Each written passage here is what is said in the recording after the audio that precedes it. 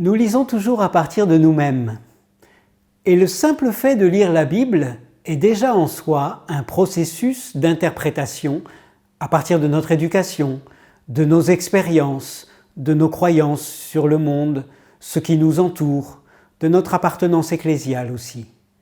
La question n'est pas tant de savoir est-ce que nous interprétons ou pas, mais plutôt est-ce que nous interprétons correctement ? Quelle garantie avons-nous que nous utilisons des outils fiables et partons de bons présupposés ? Ici, l'absolue objectivité n'existe pas. Et je crois qu'il importe d'en prendre déjà conscience. La question porte donc davantage sur nos présupposés et nos outils d'interprétation. Quels sont les tiens ? Quels sont les miens ? Si la Bible doit être la norme de ma foi et de ma conduite, comment faire en sorte qu'elle modèle mes présupposés, mes croyances, sachant que je la lis toujours avec mes propres lunettes ? Bien sûr, nous pouvons compter sur l'esprit de la vérité qui nous conduit dans toute la vérité. Mais le Seigneur nous a aussi dotés d'une intelligence qu'il nous invite à utiliser avec bon sens.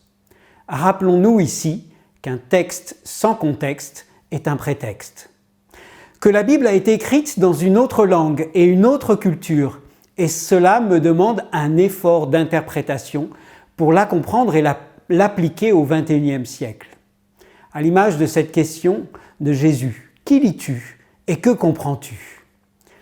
Le récit des actes relatifs au témoignage de Paul à Athènes, acte 17, versets 16 à 34, nous montre cette tentative de rendre le message biblique accessible à une autre culture.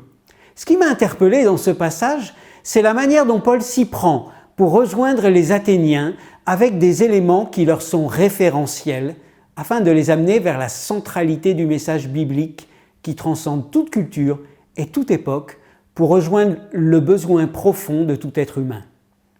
Alors je vous souhaite de lire les Écritures, accompagnés de l'Esprit, mais aussi avec une sagesse et une intelligence renouvelées. Bonne étude à vous tous.